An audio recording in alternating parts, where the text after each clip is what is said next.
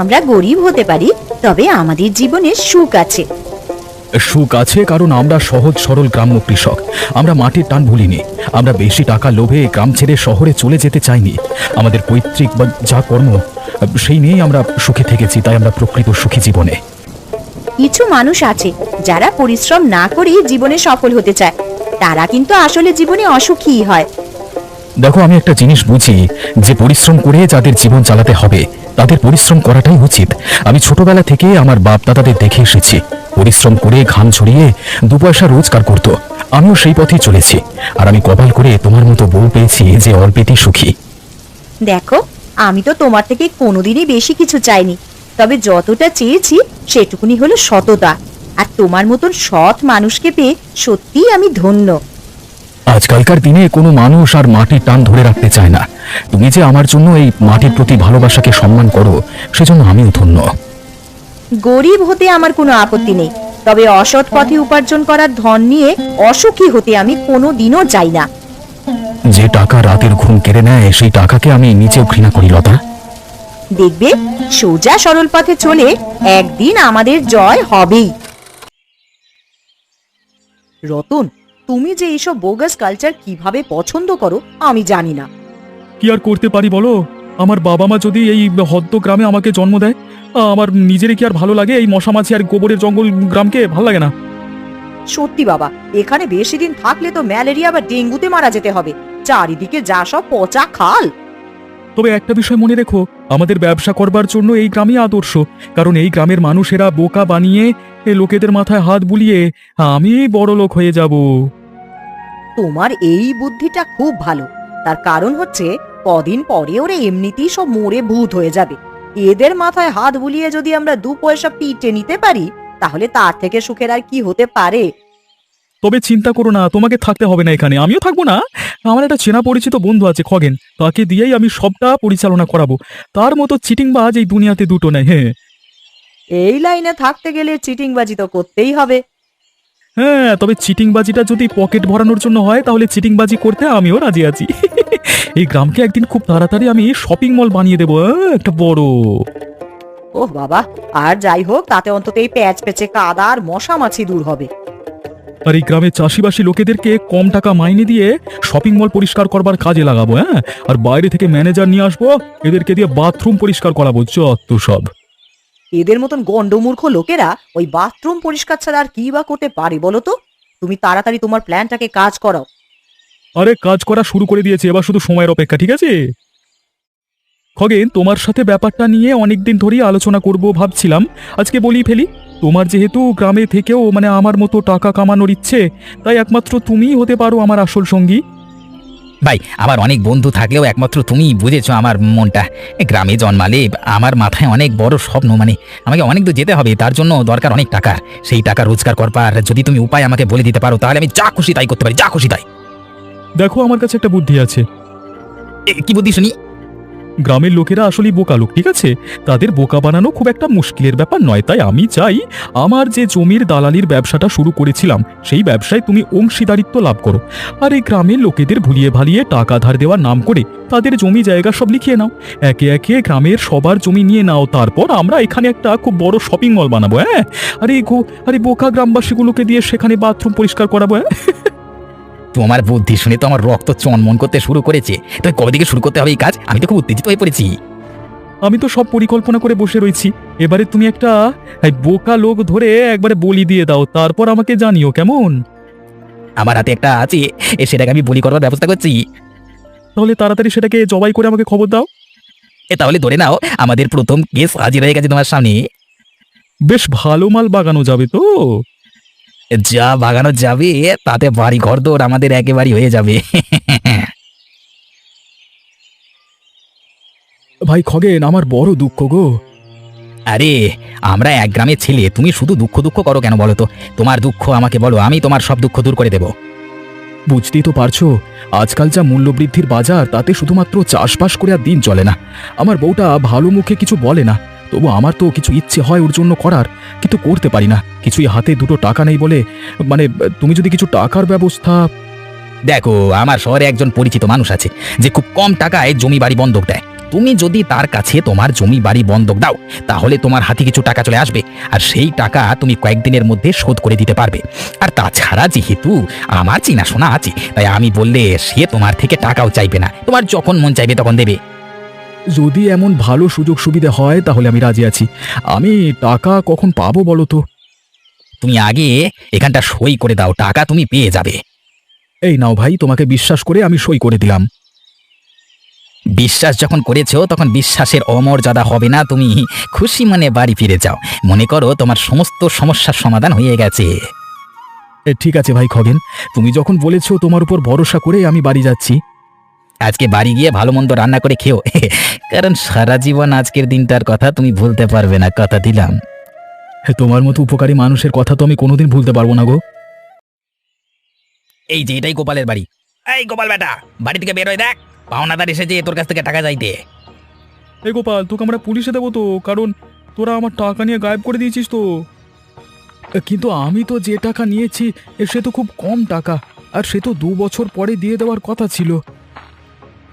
এই দেখো, কাগজে স্পষ্ট লেখা আছে তুমি 1 সপ্তাহের মধ্যে টাকা দিয়ে দেবে, আর সেজন্য তুমি তোমার জমি বাড়ির সমস্ত কিছু আমার কাছে বন্ধক দিয়ে দিয়েছো, তাই না? তা আদালতের কাছে তুমি সই করে দিয়েছো নিজের হাতে। তা তুমি যদি এখন বেঁকে বসো তাহলে আমরা পুলিশ নিয়ে এসে তোমাকে বাড়ি ঘর থেকে উচ্ছেদ করে দিয়ে তাড়িয়ে দেবো, তারপর জেলে ঢোকাবো, কারণ টাকা দিতে না পারলে এসব কিছু আমার তো। কিন্তু খগেন তো আমাকে অন্যরকম কথা বলেছিল। আরে খগেন তোমাকে কি বলেছিল আমি জানি না, কিন্তু টাকা আমার, সই আমার নামে হয়েছে, তাই আমার অধিকার আছে তোমাকে কথাগুলো বলে যাবা, ঠিক আছে? ভাই খগেন, তুমি আমাকে মিথ্যে কথা বলে এরকম ফাঁসালে কেন? এই মিথ্যে কথা বলে ফাঁসাইনি, তুমি নিজেই তো সই করে দিও সমস্ত কিছু দেখে শুনে, এখন আমার ঘাড়ে দোষটা দিচ্ছ কেন? আমি তোমার উপরে বিশ্বাস করে কাগজে সই করে দিয়েছিলাম, তার বদলে কিনা তুমি আমাকে এত বড় ঠকালে। ওপরওয়ালা কখনো তোমার ভালো করবে না, দেখে নিও। আরে এসব নাটকের কথা পরে শোনাবে, এখন তোমরা টাকা জোগাড় করো, 2 দিন সময় দিচ্ছি, না হলে তোমাদেরকে বাড়ি ঘর থেকে তাড়িয়ে দেওয়া হবে, ঠিক আছে? যদি বেশি বাড়াবাড়ি করো তাহলে গায়ে হাত তুলতে বাধ্য হবো আমরা, সাবধান করে দিয়ে গেলাম।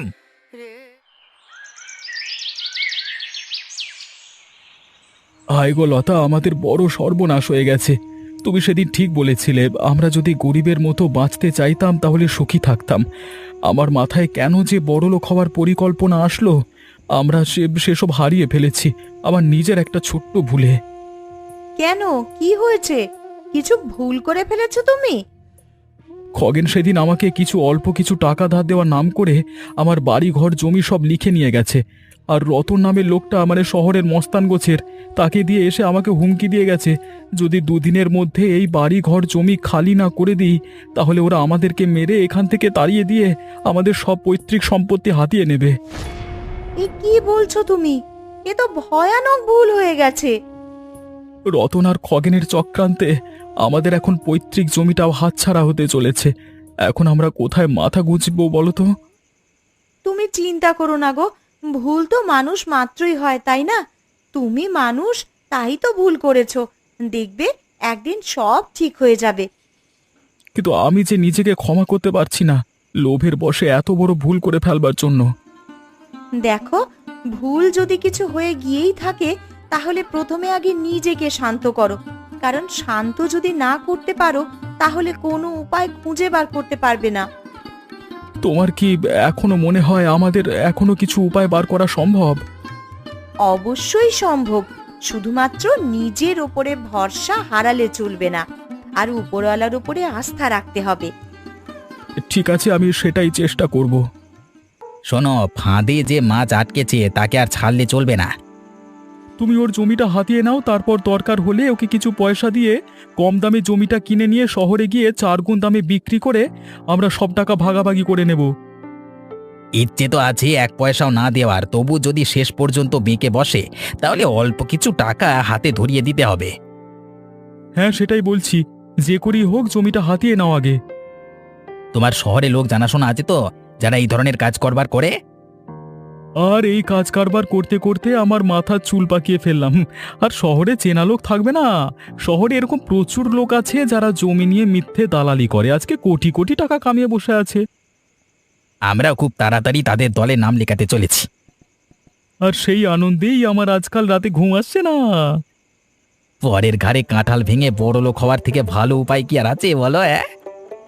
যেখানে আমি আর তুমি সঙ্গী হয়েছি সেখানে পরের ঘাড়ে কাঁঠাল ভাঙাটা তো খুব সাধারণ ব্যাপার। আমাদের লক্ষ্য পুরো গ্রাম এভাবেই আমরা হরপ করে নেব। একদিন ওই বোকাদের গ্রাম হবে আমাদের নিজেদের, আমরা নিজেদের স্বপ্ন সফল করব সেখানে। হ্যাঁ, আর এই লোকগুলো পড়ে থাকবে আমাদের পায়ের নিচে।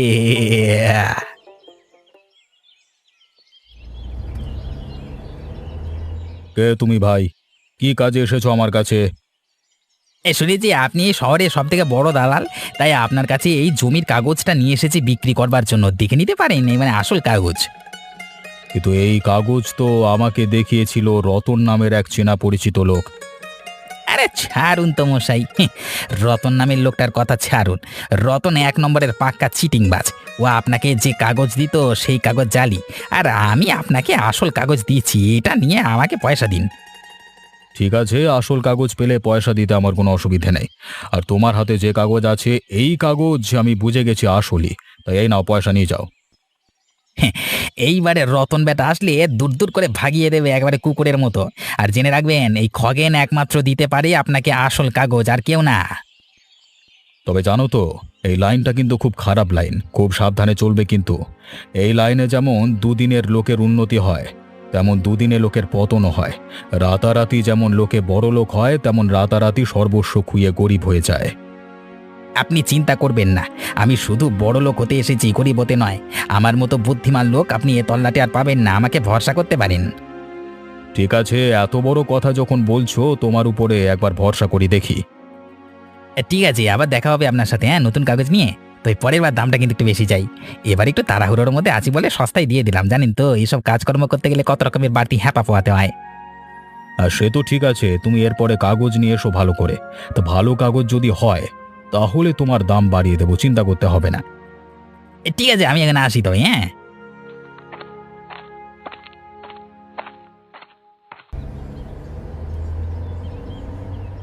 এই যে রতন, তোমার সাথে আমার কিছু কথা ছিল।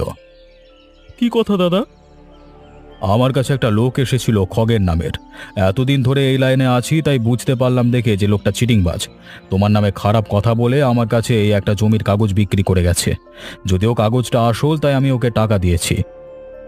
কি বলেন? কি লোকটার নাম খগেন? কাগজটা একবার দেখাতে পারবেন আমাকে? হ্যাঁ, কাগজটা তো আমার ড্রয়ারই আছে, নাও দেখো। এটা তো আমার কাগজ।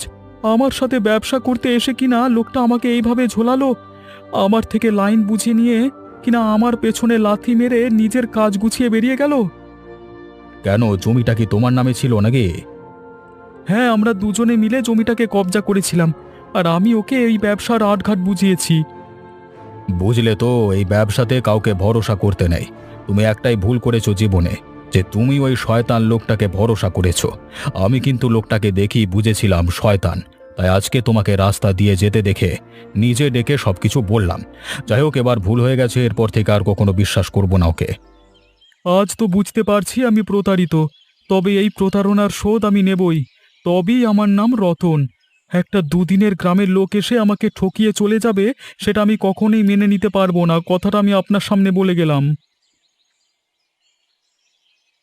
কি হয়েছে গোপাল, তুমি এরকম ভাবে বিধ্বস্ত অবস্থায় আমার কাছে এসেছো কেন?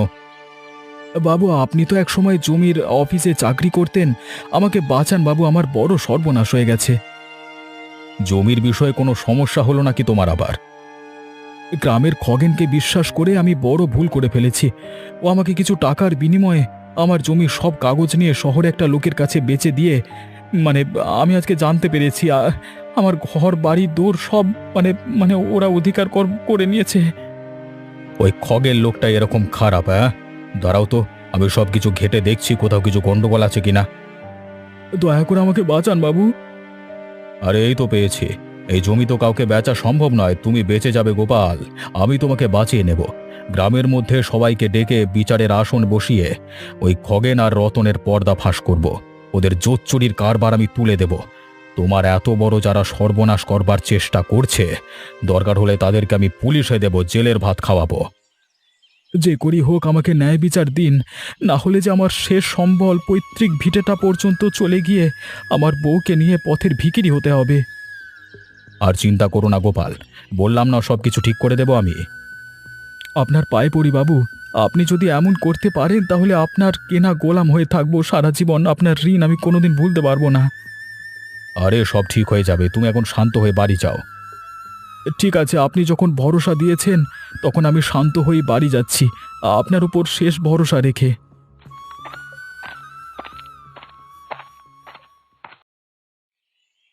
গ্রামের মধ্যে এই সভা ডাকা হয়েছে কারণ গ্রামের সবথেকে পুরনো কাগজ অনুযায়ী গোপালের যে জমি, সেই জমি খাস তালুকের জমি। সরকার নিজে ওই জমি গোপালের পূর্বপুরুষকে দান করেছিল, তাই ওই জমি কখনো বিক্রি করা সম্ভব নয়। সুতরাং এখান থেকে প্রমাণ হচ্ছে যে খগেন আর রতন গোপালের থেকে অল্প টাকার বিনিময়ে ঠকিয়ে জমির কাগজে সই করে বিক্রি করবার চেষ্টা করেছে। তবে সেই বিক্রি কখনোই সিদ্ধ হওয়া সম্ভব নয়।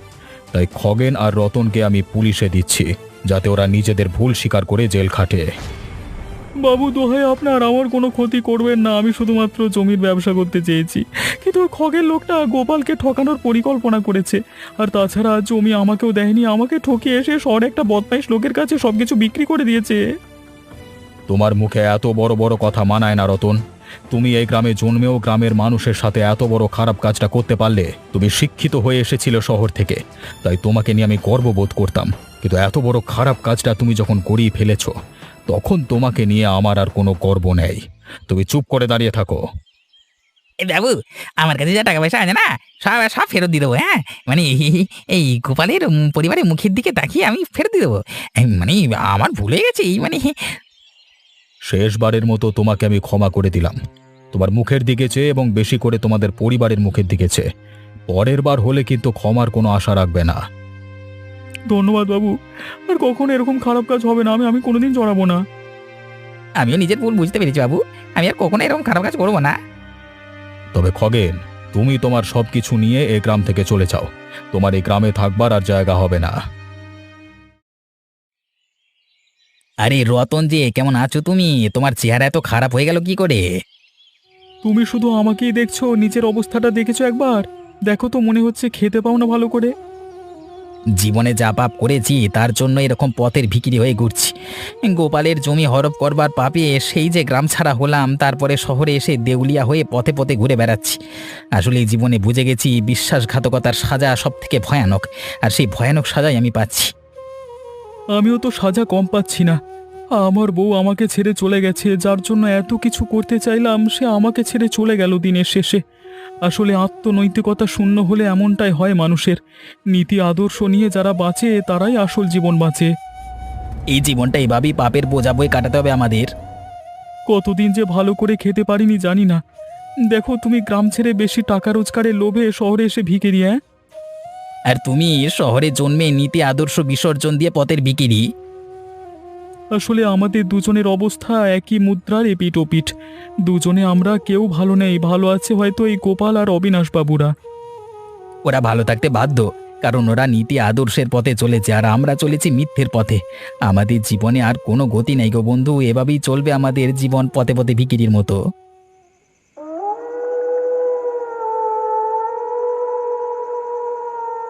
বলেছিলাম না, সব যুদ্ধের শেষে একদিন শান্তি আসবেই আমাদের জীবনে।